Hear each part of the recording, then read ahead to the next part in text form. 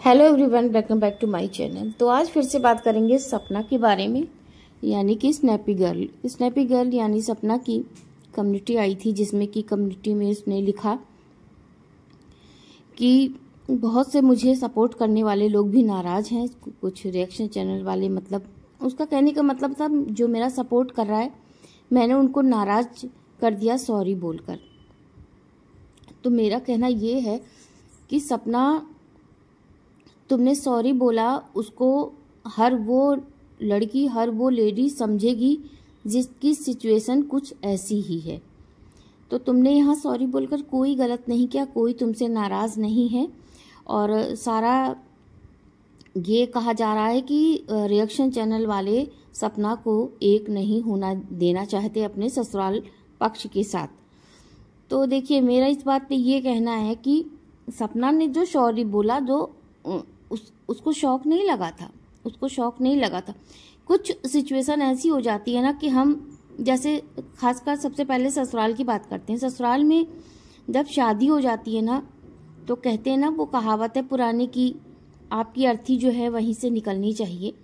लेकिन कहीं कुछ सिचुएशन ऐसी हो जाती है कि मेरा वहाँ से निकलना बहुत ज़्यादा ज़रूरी होता। कोई चाह कर, कोई खुशी में वहाँ से नहीं निकलता, कोई छोड़ता नहीं है वो। लेकिन कुछ प्रॉब्लम, कुछ सिचुएशन ऐसी क्रिएट कर दी जाती है कि लड़की अपनी जान बचा के अपने बच्चों को लेके, क्योंकि सबसे कीमती वही चीज़ होती है उसके पास दुनिया में, बाकी चीज़ें तो आती जाती रहती हैं। तो वो अपनी चीज़ें लेके, अपने बच्चों को लेके, और जो भी उसके पास होता है वो लेके वहाँ से निकलती है।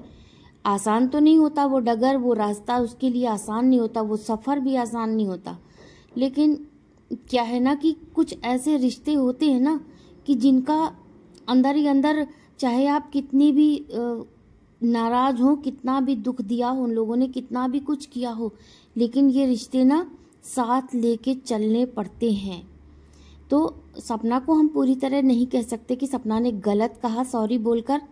और कुछ लोग भी, जो लोग उसके चाहने वाले हैं, कुछ लोग ऐसी ही बातें कर रहे हैं। लेकिन देखिए, आप लोग भी समझिए, हम इसी समाज में रहते हैं, बहुत से रिश्ते ऐसे होते हैं। देखिए, मायके के भी रिश्ते हो सकते हैं, भाई बहन का, माँ का, कुछ ऐसे रिश्ते हो सकते हैं कि जिनको आप ना ही फेंक सकते हो, ना ही अपना सकते हो।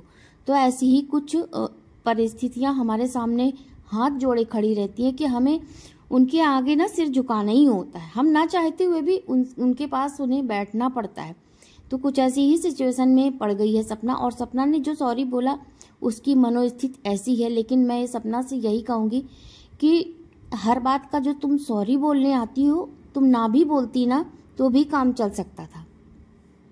कुछ सेल्फ रिस्पेक्ट अपने अंदर आपको होनी चाहिए कि आप सॉरी ना बोलो, आप किनारे ही रहो, उनको ऐसे रखो ना काहू से दोस्ती, ना काहू से बैर। क्योंकि देखिए, आपने सॉरी बोलकर हर जगह सॉरी बोला। जब से आप उस घर में गई हैं तब से आपने सॉरी बोला, हर चीज़ पे कॉम्प्रोमाइज़ करने की कोशिश की। तो ज़रूरी नहीं है कि हर बात पर कॉम्प्रोमाइज़ किया जाए, हर बात पे झुका जाए। आप उस पर एकदम अपना मुंह बंद करके भी रह सकती हैं, है ना।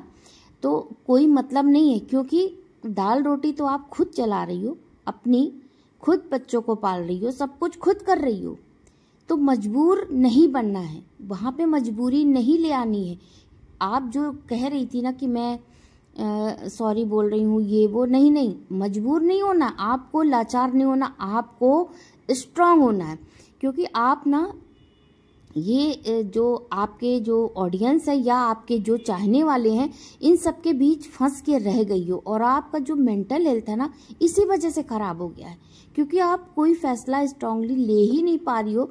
थोड़ा दिमाग लगाओ आप कि मुझे, देखो यहाँ पे ऐसा होता है ना कि ये रिश्ते जो होते हैं ना, तराजू में अगर आप मेढक को तौलोगी ना, तो मेढक एक कूदेगा तो एक बैठेगा, एक को बैठाओगी दूसरा कूदेगा। तो ये रिश्ते भी ऐसे ही होते हैं। आप सबको खुश नहीं कर सकती। तो सबको खुश करने की बजाय, सबको उनकी जी हुजूरी करने के बजाय, ये जो आप इतनी मेहनत, इतना एफर्ट डाल रही हो ना, इसको अपने लिए रखना चाहिए सबसे पहले। क्योंकि जब हमारा दिल, दिमाग और हमारी बॉडी एकदम स्ट्रांग रहेगी, सकारात्मक सोच रहेगी और पॉजिटिव आप सोचोगी, पॉजिटिव आप रहोगी, तभी आप अपने लिए जी पाओगी। क्योंकि अपना जीना, अपनी दिल की खुशी सबसे जरूरी है। जब आप खुश रहोगी ना, तभी आपको सारी दुनिया खुश नजर आएगी। और सबसे जरूरी है, सारी दुनिया को खुश करने की बजाय आप अपने घर, अपनी 2 प्यारी प्यारी बच्चियों की तरफ मुड़ के देखो, उनको देखो, उनमें खुशी ढूंढो, उनके लिए जियो। ना कि तुम उन्हें रोज ये दिखाओ कि आज मुझे डिप्रेशन हो गया, आज मेरे माइग्रेन हो गया, आज मुझे इतनी दिक्कत है। अभी तुम्हारी उम्र ही क्या है। माना कि बहुत झेल लिया तुमने, बहुत झेल लिया, लेकिन जरूरी नहीं आप वही सड़क बनाओ जिस पर आपने झेल लिया और उसी पे चलो। ना ना, रास्ता बदलो, रास्ता बदलो, स्ट्रांग बनो। और सब झेलने के बाद औरत के अंदर तो वो शक्ति है कि औरत तो पता नहीं कितनी चीजें झेल कर भी पत्थर दिल पे रख के आगे बढ़ती है। वो एक ताकत दी है भगवान ने औरतों को। इतनी ताकत आदमियों के अंदर नहीं होती, जेंट्स के अंदर नहीं होती। आप मेरी बातों को समझ रहे होंगे तो आप मेरे बातों से एग्री होंगे। पुराने समय में देखिए, महिलाएं थी ना, कितना सारा झेल भी लेती थी, अपने बच्चों को पालती थी, मेहनत मजदूरी करती थी, सब कुछ करती थी और बच्चों को एक अच्छा इंसान बनाती थी। तो आप भी वैसे ही सोचो। ये फालतू बातें, फालतू जगह, फालतू लोगों के पीछे टाइम, दिमाग, एनर्जी क्यों वेस्ट करनी? नहीं करनी। आप उनके लिए अपनी जान भी दे दोगी ना, तो भी उनके लिए कोई फर्क नहीं पड़ेगा। क्योंकि अगर उनको फर्क पड़ना होता, बहुत पहले पड़ चुका होता सपना। तुम अपने पे ध्यान दो। क्योंकि ना, मैंने देखा है कि उन सब की जो सोच है ना, वो बदलने वाली नहीं। उनको कोई फर्क नहीं पड़ता। आपको फर्क पड़ने लगता है, मुझे लगता है आपको तुरंत फर्क पड़ता है, क्योंकि उन्हें उस बातों से फर्क नहीं पड़ता। ना छोटी जीजी को, ना तुम्हारी सास को, ना तुम्हारे ससुर को, ना तुम्हारे सास के मायके वालों को। अगर इतना ही फर्क पड़ता, उनमें जरा सी भी अगर शर्म नाम की चीज होती, जरा सी इस बात की सोच होती कि कितनी कम उम्र में वो लड़की ये सब झेल रही है, 2 बच्चों को, ये वो, तो वो ना तुम्हें इस तरह ना परेशानी नहीं करते। और छोटी जीजी को ये काम नहीं सौंपते, ये जिम्मेदारी नहीं सौंपते कि तुम सपना को पोक करो, है ना। तो पहले तो तुम सबसे पहले इस बात को समझने की कोशिश करो कि तुम्हें उस बातों पे अपना वक्त और अपनी एनर्जी जाया नहीं करनी, बेकार नहीं करनी है। यही एनर्जी तुम अपने घर में, अपने ब्लॉगिंग में, अपने चैनल पर, अपने बच्चों पर और अपने जो तुम्हारे शुभ चिंतक हैं उस पर लगाओ, तो ये तुम्हारे लिए बेहतर रहेगा। बहुत बड़ी जिंदगी है, 2 बच्चों की जिम्मेदारी कम नहीं होती। उनको सबसे पहले एक अच्छा इंसान बनाने की कोशिश करो, साथ में बाकी जिम्मेदारियां तो तुम्हारे पास है ही। पढ़ाना, लिखाना, उनकी हर जरूरतें पूरी करना। यहाँ तो एक बच्चे को पालना होता है तो इंसान परेशान हो जाता है, तो तुम्हारे पास तो 2 बच्चे हैं।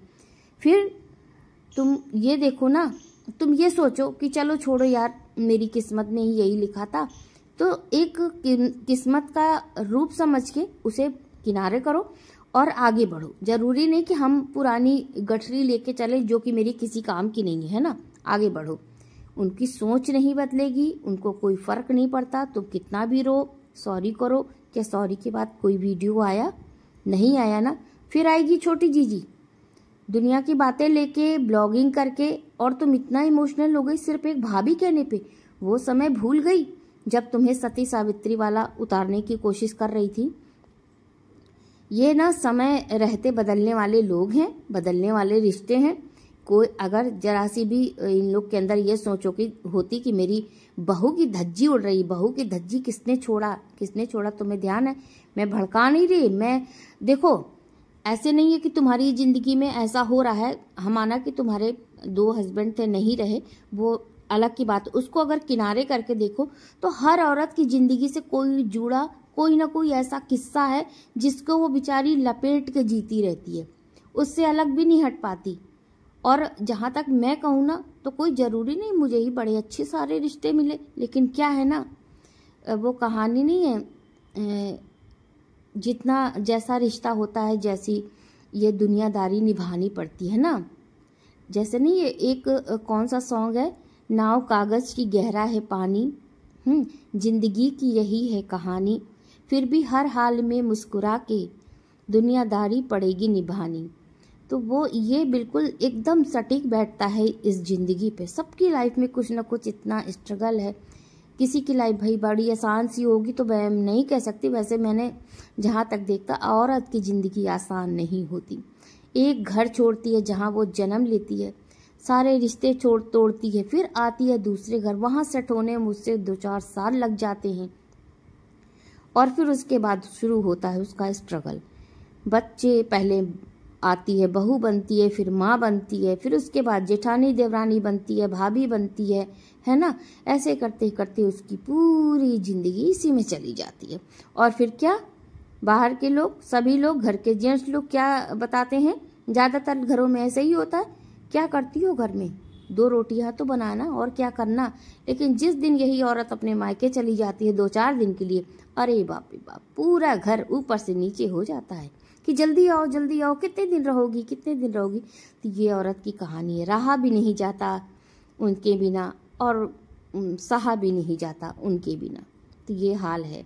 तो इसलिए तुम्हें सॉरी कहने की बिल्कुल भी ज़रूरत नहीं है किसी से भी। तुम उनको एकदम इग्नोर करो और अपने पे ध्यान दो। मैं यही कहूँगी, किसी के लिए अपनी मेंटल हेल्थ, अपनी फिजिकल हेल्थ और घर का जो माहौल है ना, जो पॉजिटिव है, वो कभी भी बर्बाद मत करो प्लीज़। मैं तो यही रिक्वेस्ट करूँगी, बिल्कुल बर्बाद मत करो।